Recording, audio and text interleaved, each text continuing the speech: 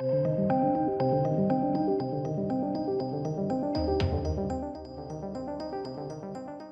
ladies and gentlemen, to my review, non-spoiler review of The Northman. Wow. Let me just start off by saying, I didn't think a movie like this could be made today. I just didn't. Especially not for the budget that this clearly has.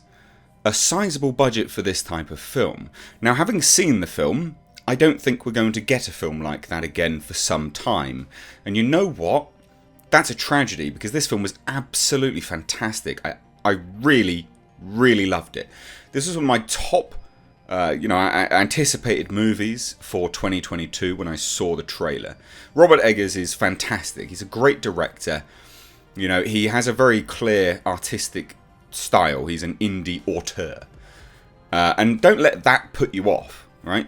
Because this film, given the larger budget that it has obviously had a level of refining undergone to it. So if you liked The Lighthouse, for instance, or you didn't like The Lighthouse, for instance, should I say, this film is a little bit more refined. It's Robert Eggers on a commercial viability scale, I guess. But again, don't let that put you off. Because on a technical level, this is Robert Eggers all over. It's told in chapters. Robert Eggers, it's Robert Eggers all over. It's Norse out the wazoo. You couldn't get any more Norse than this. It is as masculine and as macho and gory and rough around the edges as you could possibly imagine. And for everything that it is, it's perfect for what it is. I really loved this film. Yeah. This would probably go down as one of my all-time favourites. This is a very good film. Timeless story of revenge. And probably this will go down as one of the top movies of this year. In my eyes, I would say. I look at the landscape of films and there's not much else that catches my eye for this year. But this film unequivocally does. And it did, and it's great. So let's talk through it. Right? This is the story of Amleth. And it's Amleth, which was then adapted into Hamlet from Shakespeare. Story of a young prince. His uncle kills his father, tries to kill him, takes his mother as his wife, and then Amleth just goes off into the world and seeks revenge, basically. Now, all actors are amazing in this. Skarsgård is superb. Jesus, that guy got in shape for this role. He got really in shape for this role. And kudos to him. Not enough people are praised for getting in shape. It's hard stuff. It's not easy. I know a lot of people think you just take a little tablet and you'll just get ripped. No, it's hard work. And you can see he's really clearly grafted to get in shape for this role. And he looks great and he looks the part, and that's the important thing. Everything about this film feels authentic. Now, a lot of people would have taken a look at the trailers, and I'm talking about authenticity here, and they would have said, oh yeah, but they're not speaking Scandinavian, or I don't know the language exactly. No, they do actually in the film, and there are substantial subtitles, but then there is obviously a bulk of it which is in English as well. So don't let that put you off. It's a very authentic film from start to finish. Even from the perspective of him being a berserker, and thinking that he's a wolf, and going into battle, and just being a berserker. Because a lot of people took umbrage on the trailer when they saw him walking around topless killing people. That's what berserkers did.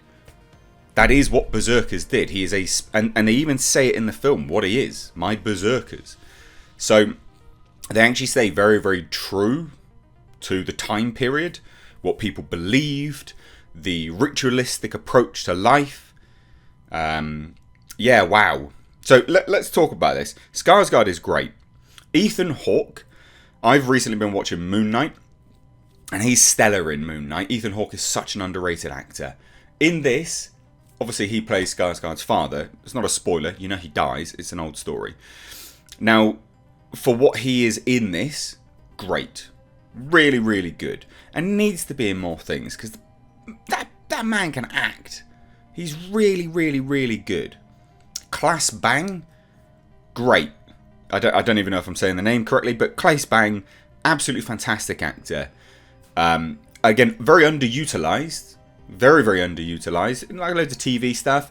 He needs to be in more things. Nicole Kidman, out of nowhere, gives the performance of a lifetime as this like crazed, demented Viking wife.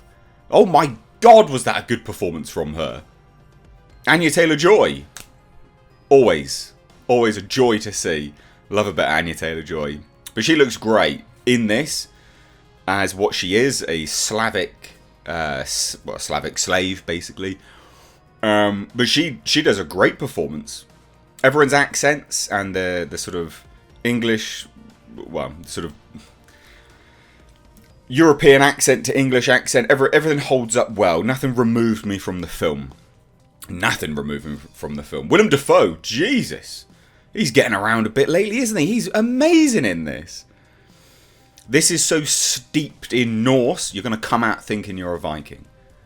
Honestly, it is so rich in folklore and mythology and obviously what was religion back in the day.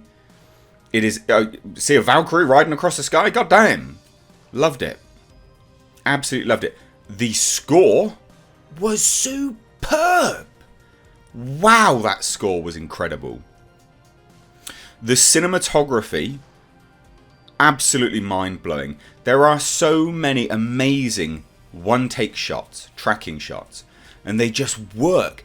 And the thing is about them, if you're not thinking about it, you wouldn't even notice they're there because they're seamless. But when you think about what you're watching and you go, oh, holy shit, I've just watched one singular camera for like 5 to 10 minutes now. Wow, that's amazing. It is really incredible work. The choreography to get that set up, absolutely fantastic stuff. Like genuinely really, really, really good. The action, some of the best I've seen for a very long time. Obviously we're talking, you know, axes and swords and spears and stuff. But it's some of the best I've seen for a very, very long time in terms of that style of action. The set pieces worked. I believe they filmed a large portion of this in Ireland. And it stands in nicely for what is the end of the film in Iceland. So Ireland for Iceland. And it works. It's a great stand-in. The sort of rugged, almost bleak terrain. It works very, very well. Everyone gives such a stellar performance in this. It's, oh my god, the gore.